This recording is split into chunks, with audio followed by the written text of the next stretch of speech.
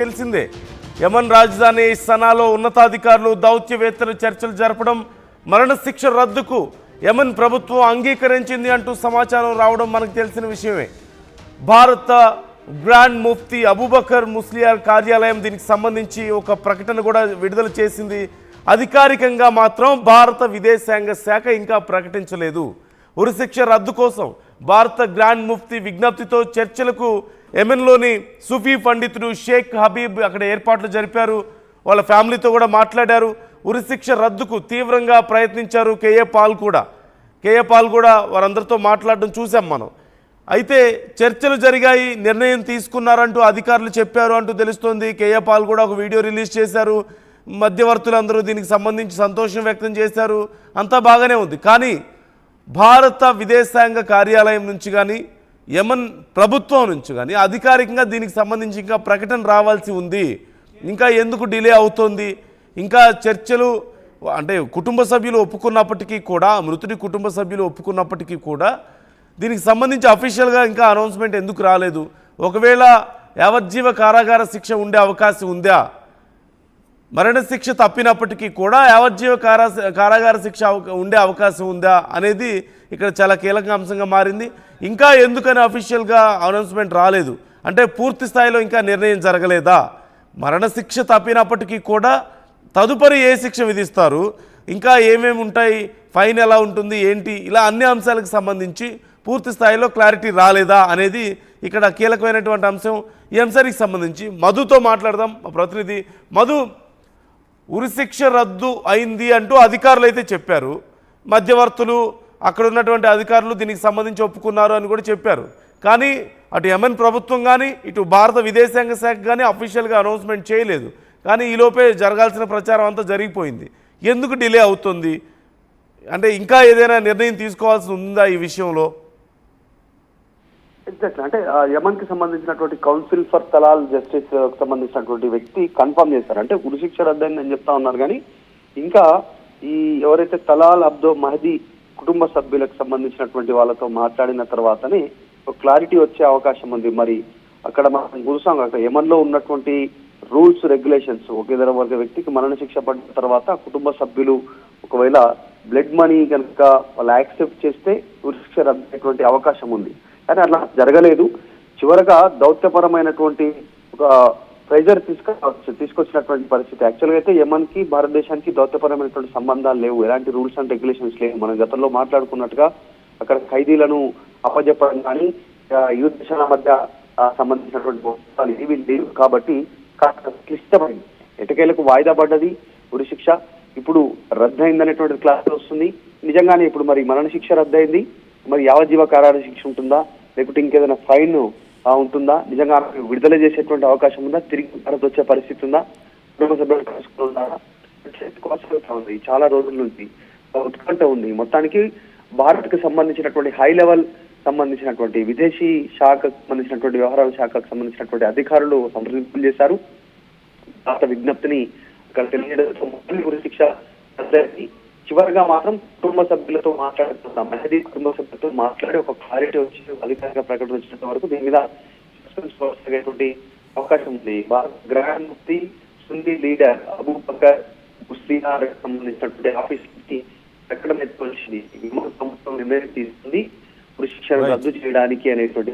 ఉరిశిక్ష రద్దు అయితే యావజ్జీవ కారాగార శిక్ష అంటే మన దగ్గర ఉన్నట్టు 16 సంవత్సరాలు ఉంటుందా, లేకపోతే అక్కడ ఎంతకాలం యావజ్జీవ కారాగార శిక్ష ఉంటుంది, లేకుంటే అది కూడా రద్దు చేసి కుటుంబ సభ్యుల క్షమాభిక్షతో పూర్తిగా వదిలివేసేటువంటి అవకాశం ఉంటుందా, అట్లా వదిలేసి తిరిగి భారత్ రావడానికి గల ఉన్న పరిస్థితి ఏంటి, ఎలాంటి రూల్స్ అండ్ రెగ్యులేషన్స్ ఉంటాయి, వీటన్నిటి గురించి చర్చ కొనసాగుతుంది. ఇప్పటికే దాదాపు ఆమె కుటుంబానికి డబ్బులు ఇవ్వడానికి 8 కోట్ల వరకు దాదాపు డబ్బులు ఇవ్వడానికి సిద్ధమవుతా ఉన్నారు కుటుంబ సభ్యులు. డబ్బులు యాక్సెప్ట్ చేస్తుందా కుటుంబం, కుటుంబం, లేకుంటే అవన్నీ లేకుండానే దౌత్యపరమైనటువంటి కారణాలతో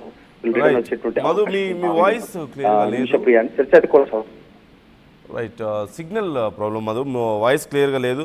థ్యాంక్స్ ఫర్ ద అప్డేట్స్. మొత్తం మీద మనకి కేసుకు సంబంధించి డీటెయిల్స్ తెలిసిన విషయమే. ఈ ఉరిశిక్ష రద్దు చేసేందుకు ఏమైనా అధికారులు నిర్ణయించారు అని చెప్తున్నారు.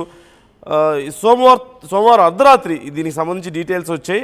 ఈ మేరకు భారత గ్రాండ్ ముఫ్తీ అలాగే సున్నీ లీడర్ కాంతపురం ఏపీ అబూబకర్ ముస్లిం యార్ కార్యాలయం నుంచి దీనికి సంబంధించి ఒక ప్రకటన కూడా వచ్చింది. అయితే భారత విదేశాంగ శాఖ నుంచి ఇంకా దీనికి సంబంధించి ఒక అధికారిక ప్రకటన రాకపోవడం అనేది అనేక ప్రశ్నలను లేవనెత్తుతుంది. ఈ నిర్ణయానికి ముందు యెమెన్ రాజధాని సనాలో అత్యున్నత సమావేశం జరగడం, ఈ భేటీలో ఉత్తర యెమెన్ అధికారులు, అంతర్జాతీయ దౌత్య ప్రతినిధులు కూడా పాల్గొన్నారు. మీడియా వర్గాలు కూడా దీనికి సంబంధించి ఎప్పటికప్పుడు ఫాలోఅప్ చేస్తూనే ఉన్నాయి. నిమిషప్రియ ఉరిశిక్ష రద్దు కోసం భారత గ్రాండ్ ముఫ్తీ విజ్ఞప్తి మేరకు యెమెన్లో సూఫీ ముఖ్య పండితుడు అయినటువంటి ఈ షేక్ హబీబ్ ఒమర్ బిన్ హఫీజ్ ఒక బృందాన్ని చర్చల కోసం నియమించిన విషయం మనకు తెలిసిందే. అలాగే మరోవైపు అబూబకర్ ముస్లియార్ ఉత్తర యెమెన్ ప్రభుత్వంతో పాటుగా ఇటు అంతర్జాతీయంగా మధ్యవర్తిత్వం జరపడం, దీంతో చర్చలు ఫలించడంతో ఆమె ఉరిశిక్ష రద్దుకు యెమెన్ అంగీకరించినట్లుగా ముఫ్తీ కార్యాలయం నుంచి ఒక క్లారిటీ వచ్చింది. అబూబకర్ ప్రకటనకు సంబంధించి చూస్తే యెమెన్లో యాక్షన్ కౌన్సిల్ ఫర్ తలాల్ మహదీబ్ జస్టిస్ ప్రతినిధి సహ్నాద్ షంసాద్ అల్ బిస్వాబీ దీనికి సంబంధించి క్లారిటీ కూడా ఇచ్చారు. మత పండితుల బలమైన చొరవతో నిమిషప్రియ ఉరిశిక్ష రద్దు అయినట్లుగా వాళ్ళు చెప్తున్నారు. అయితే ఆమె విడుదలకు సంబంధించి మాత్రం ఇంకా క్లారిటీ రాలేదు. నిమిషప్రియ జైలు నుంచి విడుదల కావడమా లేకపోతే జైలు ఖైదు పడే జీవిత ఖైదు పడే అవకాశం ఉందా, ఇది చాలా కీలక అంశంగా మారింది. ఈ నేపథ్యంలో దీనికి సంబంధించి నిర్ణయం ఇంకా పెండింగ్లో ఉండడం వల్లే అఫీషియల్ అనౌన్స్మెంట్ రాలేదా అనేది కూడా ఒక ప్రశ్న. అంటే జీవిత ఖైదుగా ఉంటుందా లేకపోతే పూర్తిగా జైలు నుంచి బయటకు వస్తారా అనే దానికి సంబంధించి ఇంకా నిర్ణయం తీసుకోలేదని, కాకపోతే ఉరిశిక్ష రద్దుకు సంబంధించి మాత్రం నిర్ణయం జరిగింది అనేది అభిప్రాయంగా తెలుస్తోంది. ఏం జరగబోతుంది అనేది మరికొంత సమయం తర్వాత చూడాలి. ఒకసారి ఈ అంశానికి సంబంధించి గతంలో కేఏ పాల్ ఏం మాట్లాడారో చూద్దాం. దేవుడు అద్భుతాలు చేస్తున్నారు. ఇంకా 48 గంటలు మాత్రమే ఉంది. గవర్నమెంట్ చేయలేని పని దేవుడు చేస్తున్నాడు. 2017 నుంచి నిమిష ప్రెజల్లో ఉంది. నేను ఎవరితో కలిశానో చూడండి, ఎవరెవరితో మాట్లాడారు, ఇవన్నీ దేవుడు చేస్తున్నాడు. అందుకే నేను ఇండియాలో లేకుండా ఇక్కడ యెమెన్కి వచ్చాను, టర్కీకి వచ్చాను, ఇరాన్తో మీటింగ్ చర్చలు జరుగుతున్నాయి, అన్నీ సక్సెస్ అయిపోయాయి. నిన్న ఉదయం నుండి దేవుడు అద్భుతాలు చేస్తున్నారు. ఇంకా 40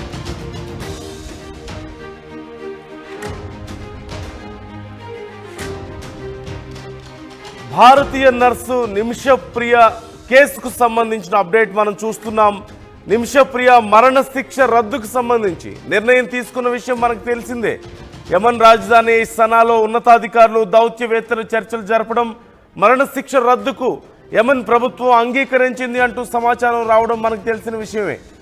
భారత గ్రాండ్ ముఫ్తీ అబూబకర్ ముస్లియార్ కార్యాలయం దీనికి సంబంధించి ఒక ప్రకటన కూడా విడుదల చేసింది.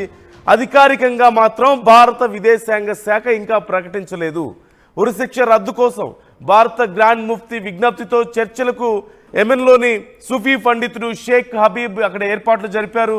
వాళ్ళ ఫ్యామిలీతో కూడా మాట్లాడారు. ఉరిశిక్ష రద్దుకు తీవ్రంగా ప్రయత్నించారు కేఏ పాల్ కూడా వారందరితో మాట్లాడడం చూసాం మనం. అయితే చర్చలు జరిగాయి, నిర్ణయం తీసుకున్నారంటూ అధికారులు చెప్పారు అంటూ తెలుస్తోంది. కేఏ పాల్ కూడా ఒక వీడియో రిలీజ్ చేశారు. మధ్యవర్తులందరూ దీనికి సంబంధించి సంతోషం వ్యక్తం చేశారు.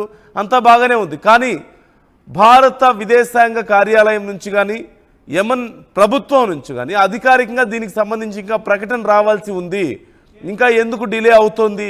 ఇంకా చర్చలు అంటే కుటుంబ సభ్యులు ఒప్పుకున్నప్పటికీ కూడా, మృతుడి కుటుంబ సభ్యులు ఒప్పుకున్నప్పటికీ కూడా దీనికి సంబంధించి అఫీషియల్గా ఇంకా అనౌన్స్మెంట్ ఎందుకు రాలేదు? ఒకవేళ